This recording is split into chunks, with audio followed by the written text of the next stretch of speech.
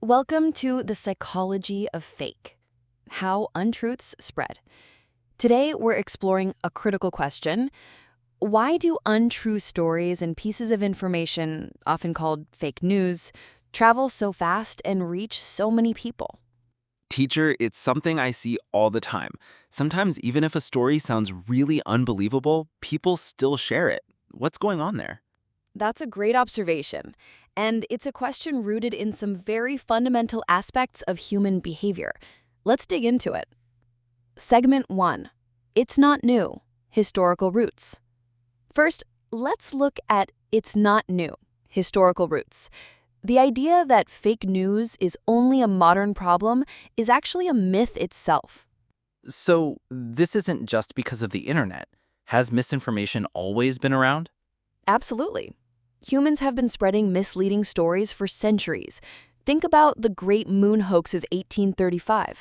Newspapers in New York printed sensational claims about life on the moon, and people believed it because it was so surprising and exciting. Seriously? People fell for that? Many did. And even before printing presses, rumors and myths traveled by word of mouth through communities, often changing as they spread.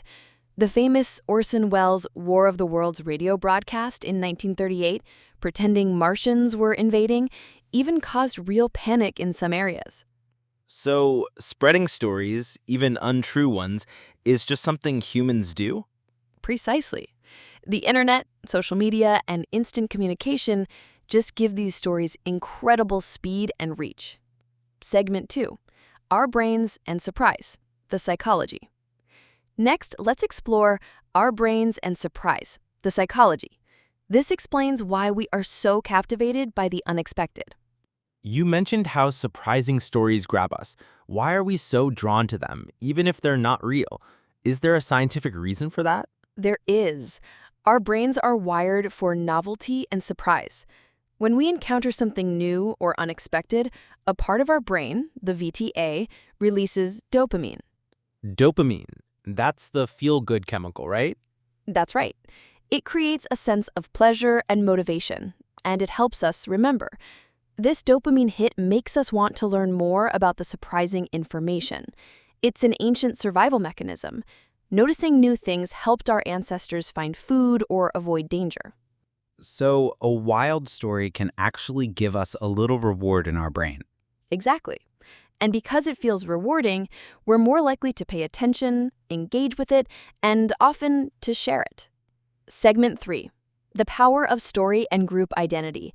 Our third point delves into the power of story and group identity. This is about how narratives bind us together. I've heard that humans are storytelling creatures. What does that mean? And how does that relate to untrue stories spreading?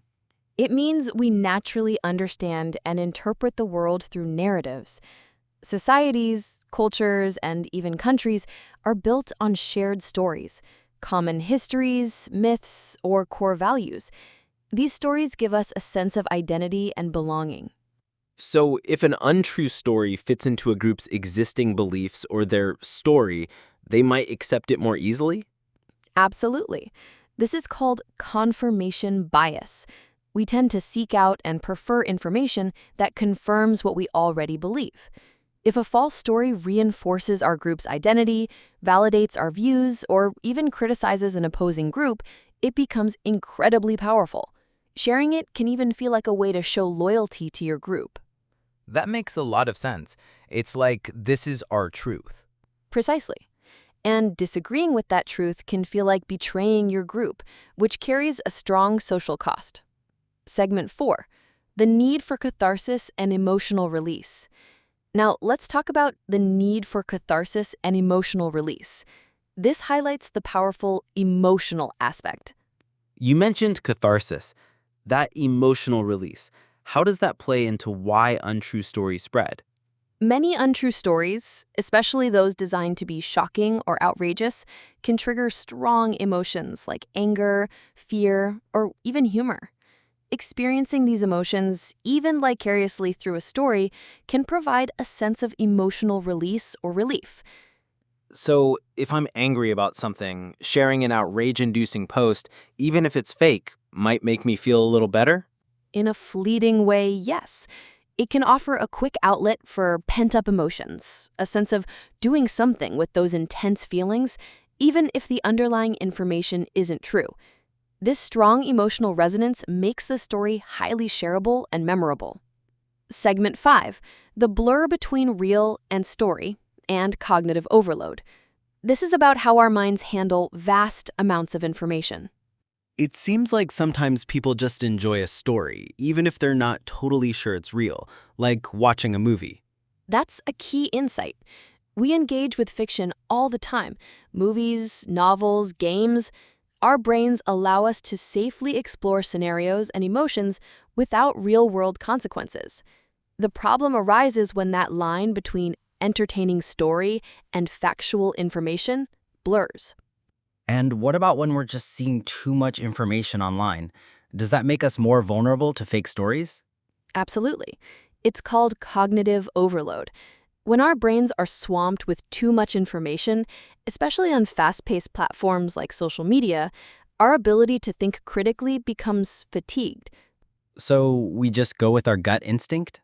Often, yes. We rely more on quick, intuitive thinking rather than slow, logical analysis.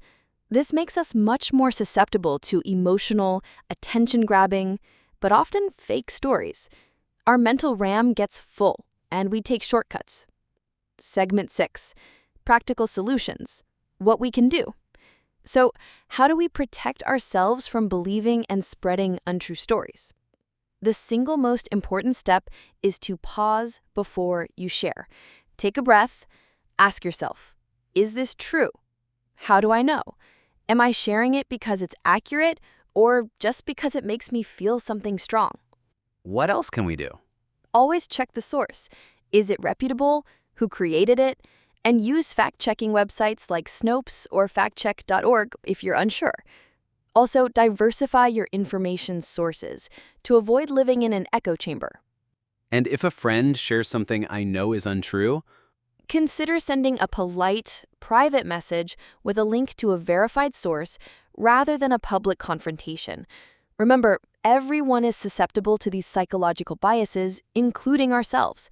The goal is to be aware and make a conscious effort to think critically. Conclusion.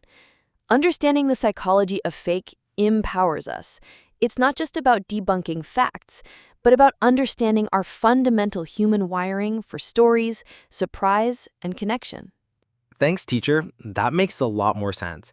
It's fascinating how our own brains can make us vulnerable to untrue stories.